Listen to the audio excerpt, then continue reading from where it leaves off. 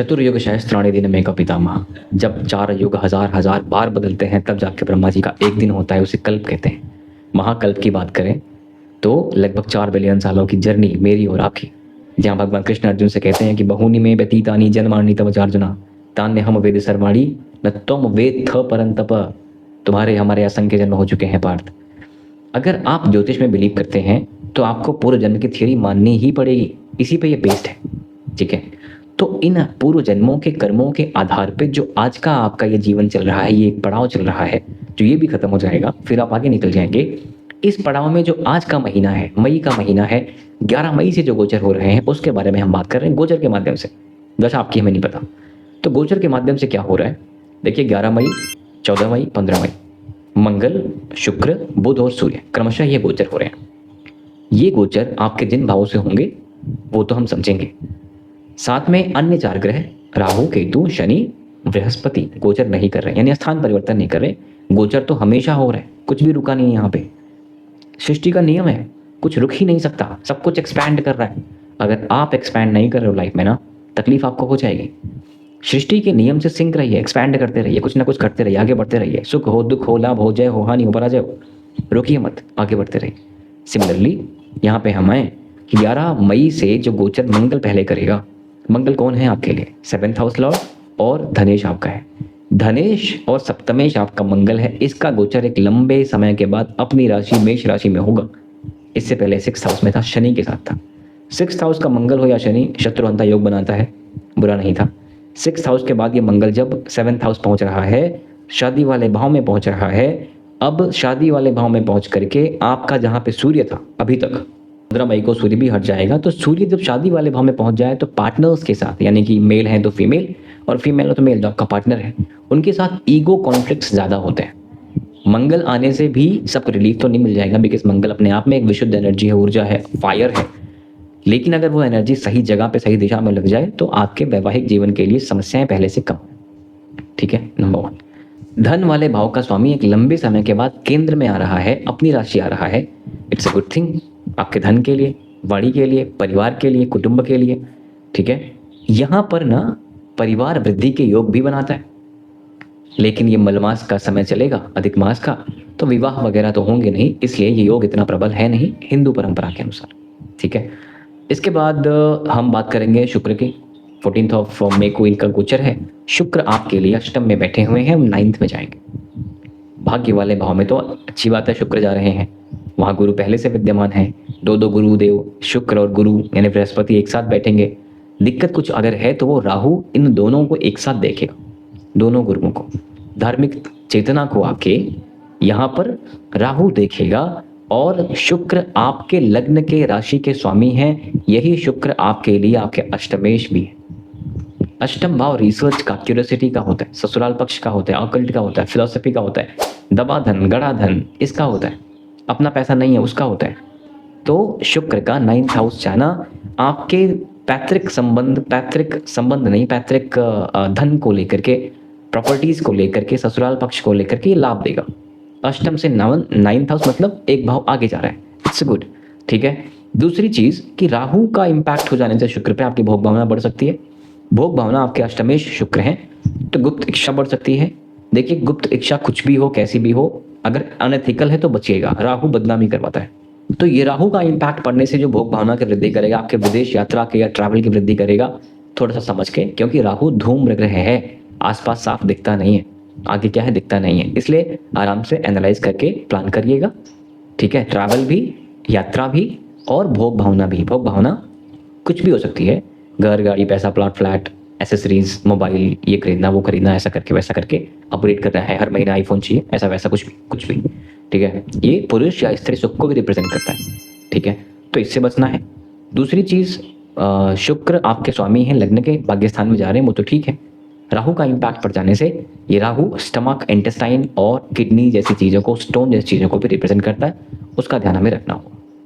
ठीक है, बैक का भी ध्यान रखिएगा, पीठ का भी ध्यान रखिएगा। यात्राओं के साथ साथ गुरु के ऊपर भी राहु का इंपैक्ट पड़ने से, गुरु आपका 3rd house and 6th house Lord है। 3rd and 6th house Lord 9th house में है, शत्रुवत है, क्योंकि बुध की राशि में गुरु बहुत अच्छा विहार नहीं करता। आपके 1st हाउस को देखता भी है, राहु भी आपके 1st हाउस को देखता है, तो फर्स्ट हाउस पे राहु का इम्पैक्ट पड़ने से और गुरु के साथ राहु का इम्पैक्ट पड़ने से ये आपका एक डुअल नेचर आएगा, क्योंकि राहु तामस बुद्धि है, वो आपको लिमिटलेस करता है, मुझे ये चाहिए, मुझे वो चाहिए, मुझे ये चाहिए, आपके विजडम को कम करता है, बुद्धिमत्ता को क्षीण करता है। बृहस्पति बुद्धिमत्ता को बढ़ाता है, यानी कि प्लस माइनस जीरो नहीं होगा।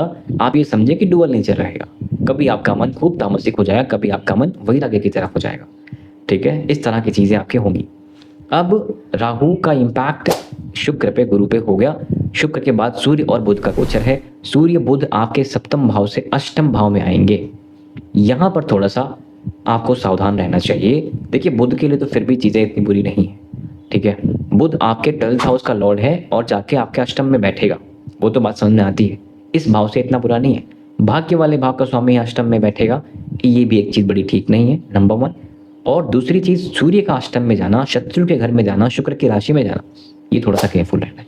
यहाँ पे देखिए मित्रों, ज्योतिष को लेकर, ऑकल्ट को लेकर, पैतृक संपत्ति को लेकर, झगड़ों को लेकर, लीगल लिटिगेशन मामलों के योग बनते हैं। ठीक है, सूर्य दंडाधिकारी भी है, शत्रुवत है, थोड़ा सावधान रहना होगा। दूसरी चीज, ये सूर्य पिता को, लीडरशिप को भी रिप्रेजेंट करता है, वहां भी सावधान रहना होगा। पिता के स्वास्थ्य को लेकर उलझने बढ़ सकती हैं, इसका भी सावधान ध्यान रखना आपको बेहद जरूरी है। बड़ी बात यह है मित्रों कि यही सूर्य को शनि अपनी तीसरी दृष्टि भी देगा, यानी अंधक बनाएगा। आपका ये जो अष्टम भाव है, वो अष्टम भाव आपके शरीर में आपका एनस है, गुदा स्थान है, यानी स्टमक के इश्यूज क्रिएट करना और पाइल्स जैसी समस्याएं क्रिएट करना भी संभव है। आंखों की समस्या क्रिएट करना भी संभव है। पिता के साथ कॉन्फ्लिक्ट या पिता के स्वास्थ्य में समस्याएं करना भी संभव है। इस सूर्य से थोड़ा बचिएगा, इसका उपाय भी करिएगा। उपाय अभी हम समझेंगे एंड में। तो सूर्य का इम्पैक्ट के बाद, बुध का इम्पैक्ट के बाद अन्य बाकी ग्रह कहाँ हैं और क्या कर रहे हैं, इसको भी समझ लेते हैं। मित्रों, चंद्रमा हर 2 दिन में गोचर करेगा, उसकी बात हम नहीं कर रहे।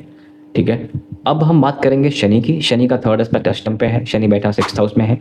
लीगल लिटिगेशन मामलों को लेकर के आपके पुराने कोई ऐसे बातचीत कहीं रही होगी तो वो उभारेगा। ठीक है, 6th हाउस बैठा है, जिस भाव बैठा है उस भाव को बहुत अच्छा नहीं करता, लेकिन शत्रुहंता योग भी बनाता है। ठीक है, यहाँ से कोई पुराने मुकदमे को निकालने का प्रयास करेगा। तो जो प्रारब्ध है वो तो भोगना ही है। अच्छा है कि आप इसका फेस करें और आगे निकल जाए। तो शनि आपके 12th हाउस को भी देखता है। अगेन, लीगल लिटिगेशन मामलों का संबंध आपके हॉस्पिटल, कारावास इत्यादि से बनाता है। इसका मतलब ये नहीं कि हर व्यक्ति कारावास जा रहा होगा, इसका मतलब ये है कि आपके केसेस के आगे बढ़ने के चांसेस हैं। ठीक है, इसमें वृद्धि होने के योग है। वृद्धि का मतलब अगर रुकी चीज़ है तो आगे बढ़ रही है, ये बुरा नहीं है। अगेन, अगर केस है तो खत्म होना ही चाहिए। तो 6th हाउस शनि बैठ के आपके 12th हाउस को भी देखता है, आपके अष्टम भाव को भी देखता है और 8, 9, 10 आपके पुरुषार्थ पराक्रम को भी देखता है। मित्रों, पुरुषार्थ पराक्रम को शनि जैसा ग्रह देख के मेहनत तो कराएगा, नो डाउट, लेकिन कुछ समस्याएं भी कराएगा। समस्याएं कैसी कराएगा? शनि जब आपके पुरुषार्थ पराक्रम को देखे तो आपको लेथार्जी, आलस भी लेके आता है। आपको अपने प्रोक्रेस्टिनेशन को अवॉइड करना है, हैबिट फॉर्मेशन करनी है, डिसिप्लिन मेंटेन करना है, रूटीन्स, रिचुअल्स रेगुलर करने हैं, तभी आपका शनि आपकी मदद कर पाएगा। ठीक है, ये शनि का हो गया। बात करेंगे केतु। केतु आपके 3rd हाउस को देखता है, केतु आपके 5th हाउस को देखता है और केतु आपके विवाह वाले भाव को भी देखता है। मित्रों, मैरिटल एस्पेक्ट को लेकर के अभी ये साल थोड़ा सा नाजुक तो है। Mental distances, choices, conflicts create होने के योग तो यहाँ होते हैं, नो डाउट, लेकिन अवॉइड कर सकते हैं तो करिए, क्योंकि बहुत लंबा समय बचा नहीं है, ये भी फेज खत्म हो जाएगा। तो केतु का इम्पैक्ट 7th हाउस पे बड़ा ठीक तो नहीं माना जाएगा। 9th एस्पेक्ट पड़ रहा है केतु का। और केतु के बाद हम गुरु की बात करें तो गुरुदेव आपके 9th हाउस बैठ के 1st हाउस को देखते हैं, आपके विजडम को बढ़ाने का पूरा प्रयास करते हैं, लेकिन सेम पे तामस बुद्धि भी आएगी क्योंकि राहु भी देख रहा है। गुरु आपके 5th हाउस को भी देखते हैं, एजुकेशन को लेकर मदद करते हैं। राहु आपके विदेशी शिक्षा को लेकर हेल्प करता दिखता है। गुरु आपके 3rd हाउस को देखता है। गुरु एक बहुत मास प्लैनेट है, बड़ा प्लैनेट है, जो आपको एक्टिविटी नहीं देता, आलस देता है। डाइट का ध्यान रखें, खान पान का ध्यान रखें, एक्टिविटीज़ का ध्यान रखें और अपने हेल्थ पे काम करें। This is what May and June का कुछ फर्स्ट हाफ ऐसा आपसे कहता है। ठीक है, उपायों की बात करें मित्रों, सूर्य के लिए बहुत ज़रूरी है उपाय करना। सूर्य के लिए आदित्य हृदय स्तोत्रम का पाठ करिए, रोज़ कर सकें रोज़ करिए, अदरवाइज संडे करिए। जल दीजिए, सूर्यदेव को अर्घ्य दीजिए और सूर्य नमस्कार किया करिए। साथ में आपका फिजिकल वर्कआउट बहुत इंपॉर्टेंट है। चंद्रमा के लिए आपको रोज़ डीप ब्रीदिंग करनी चाहिए, भगवान शंकर का अभिषेक करना चाहिए। मंगल, राहु, केतु के लिए भगवान शंकर के पूरे परिवार की आराधना करिए। कार्तिकेय जी मंगल का विशुद्ध रूप है। कार्तिकेय भगवान जो हैं देवताओं के सेनापति हैं और मंगल ग्रहों का सेनापति। ठीक है, तो कार्तिकेय जी, गणेश जी की पूजा करने से राहु, केतु, मंगल बैलेंस होंगे। भगवान शंकर का इम्पैक्ट सभी ग्रहों पर रहता है। तो भगवान शंकर के पूरे परिवार की आराधना करते रहिए, सूर्यदेव को अर्घ देते रहिए और हनुमान चालीसा करते रहिए, क्योंकि आपके सप्तमेश सप्तम भाव में ही हैं, एनर्जी, स्टेमिना, एंथुजियाज्म को बढ़ाते हैं, फर्स्ट हाउस देख रहे हैं, इसलिए अपने एग्रेशन को कंट्रोल करने का ट्राई करिएगा। शनि का इंपैक्ट सूर्य पे होने से आदित्य हृदय स्तोत्रम का पाठ करिएगा, सूर्य को बलि करने का प्रयास करिएगा, अन्यथा शनि आपको परेशान कर सकता है पिता के साथ संबंधों में या उनके स्वास्थ्य में या आपके खुद के स्वास्थ्य को लेकर के भी। Alright, so that's it for now मित्रों। आपके सपोर्ट के लिए बहुत बहुत धन्यवाद। Thank you very much. नमस्कार, जय श्री राम।